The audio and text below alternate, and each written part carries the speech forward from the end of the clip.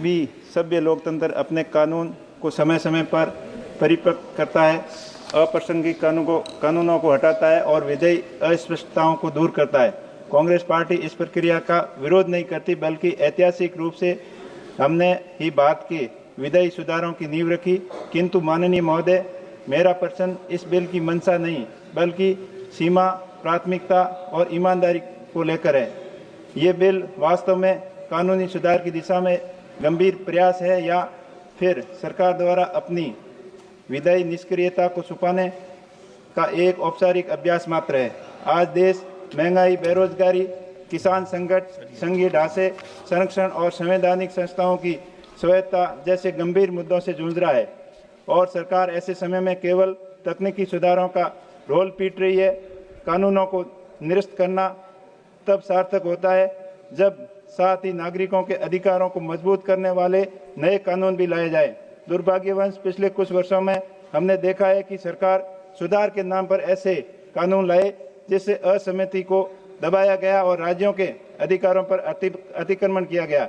इसलिए इस बिल पर चर्चा करते समय हमें यह नहीं देखना चाहिए कि कौन सा कानून हटाया जा रहा है, बल्कि ये देखना चाहिए कि कौन से कानून न्यायपूर्ण कानून आज भी अन्यायपूर्ण कानून आज भी जीवित है, उन्हें हटाने का साहस सरकार नहीं दिखा रही है। माननीय अध्यक्ष महोदय, ये सदन जानना चाहता है कि निरसन और संशोधन विधेयक 2025 की परंपरा नई नहीं है।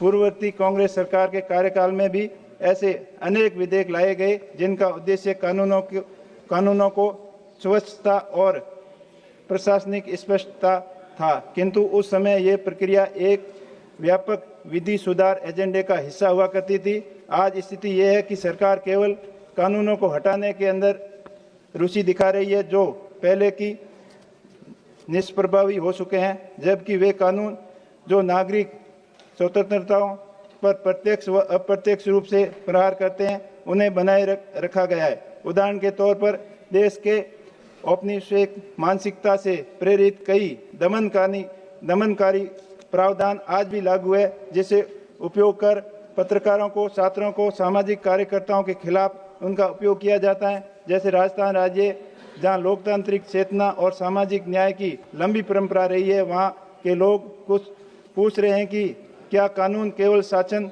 की सुविधा के लिए या जनता के संरक्षण के लिए भी है।